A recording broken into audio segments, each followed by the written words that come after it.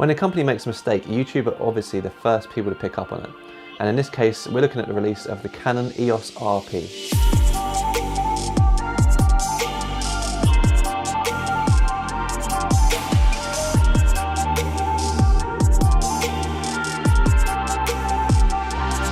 Now a bit of background on me, I actually use Sony cameras.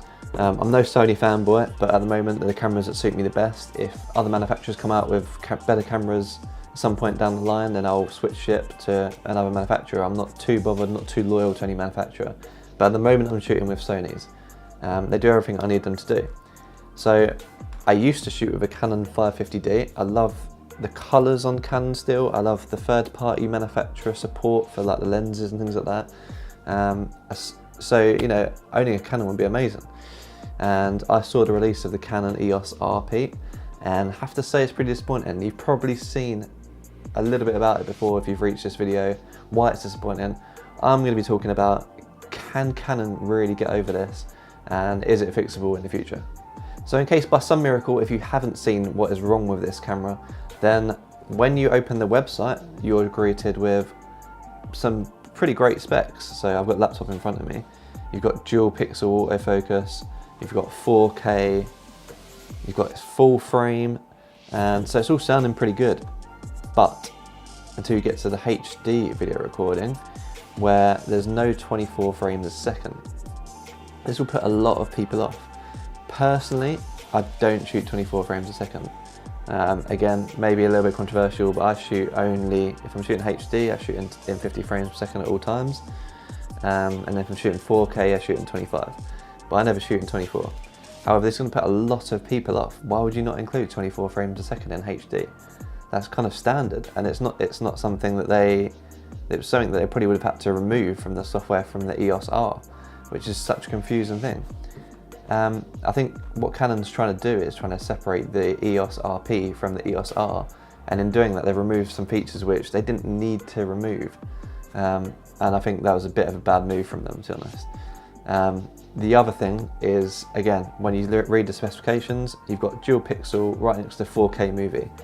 These two can't be used together. You can't record in 4K with the dual pixel autofocus, so it switches to contrast detection. So who is this camera really for? For vloggers, they're going to be pointing at themselves. They're going to be using 1080 30p, and if they want to film in 24, they can't, unless they go to 4K, in which case they won't be getting the dual pixel autofocus, which is one of the best things about, you know, owning one of these Canon full frame mirrorless cameras.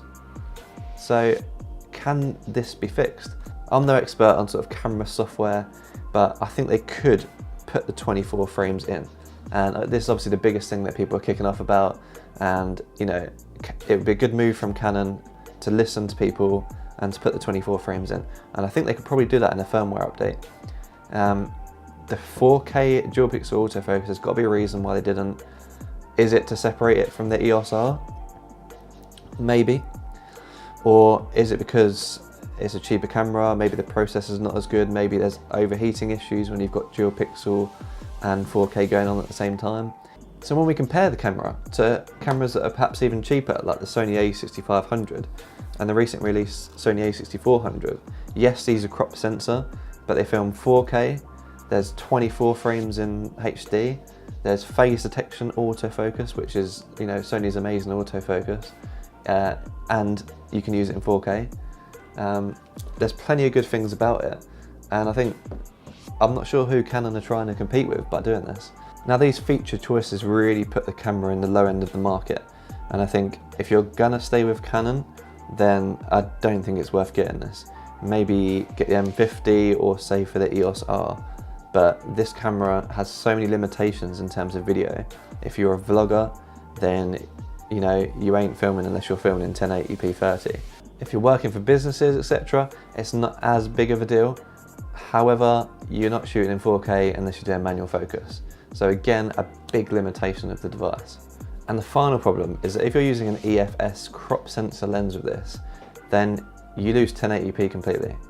So you're stuck with 720p or the 4K with the bad autofocus. Now I think a lot of these things might be able to be fixed with firmware updates.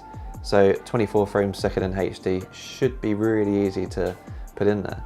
Dual pixel autofocus in 4K, maybe not easy to put in, but if they could put it in and maybe put a recording limit on it, then that'd be better than not having it at all, surely.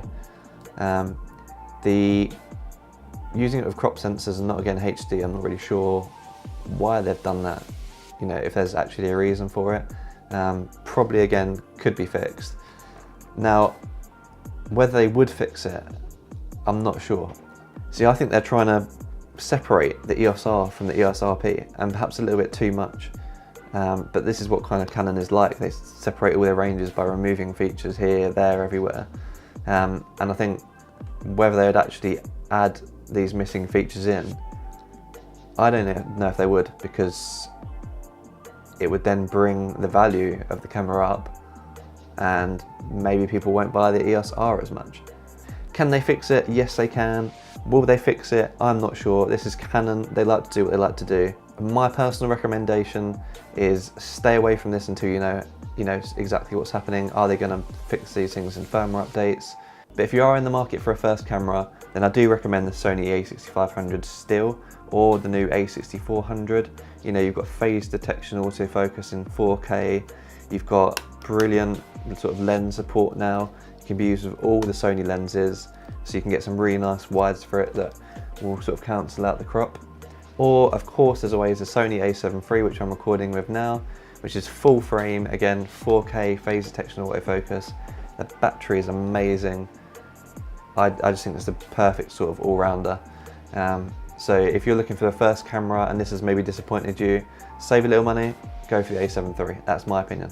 Thank you for watching this video. Let me know in the comments down below what you think of the Canon EOS RP, which has now been nicknamed the Canon EOS RIP. If you like what you saw in this video, I'm going to be doing lots more videos about mirrorless cameras, how to keep your equipment small, and sort of travel videos as well. So be sure to subscribe, hit the little bell button, like the video if you liked it, and I'll see you in the next one.